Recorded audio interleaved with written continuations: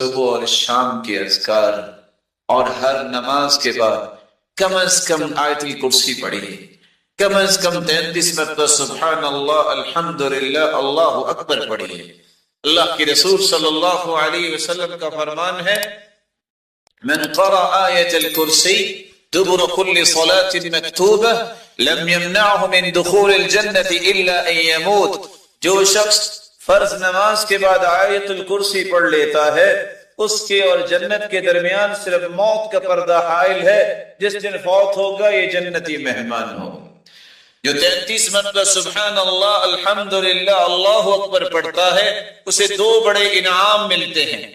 پہلا انعام حج، عمرہ، جہاد، صدقہ کرنے والے دنیا میں جتنے لوگ ہیں ان کے برابر اس کو اجر مل جاتا ہے، یہ مسجد میں بیٹھا ہوتا ہے۔ دوسرا اجر حطت عنہ خطاياه وان كانت مثل زبد البحر، اگر سمندر کی جھاگ جتنے بھی گناہ ہیں تو اللہ سب کو معاف کر دیتے ہیں۔ اور تیسری بات جو ان کو پڑھ لیتا ہے تھکاوٹ ان کے قریب نہیں آتی۔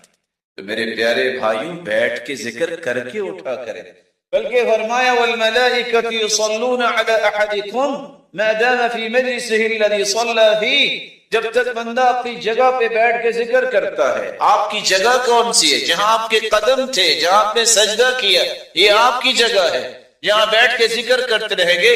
کھربوں کی تعداد میں فرشتے آتے ہیں، کہ میں نہیں کہہ رہا حتی یملأ ما بین السماء والارض، زمین و آسمان کا خلا فرشتوں سے بھر جاتا ہے۔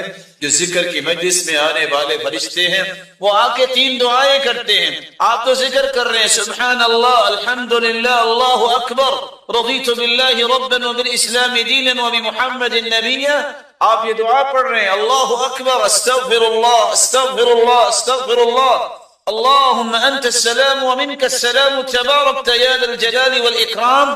فرشتے 3 دعائیں کر رہے ہیں۔ کون سے فرشتے؟ جن کی دعاؤں کو اللہ رد نہیں کرتے۔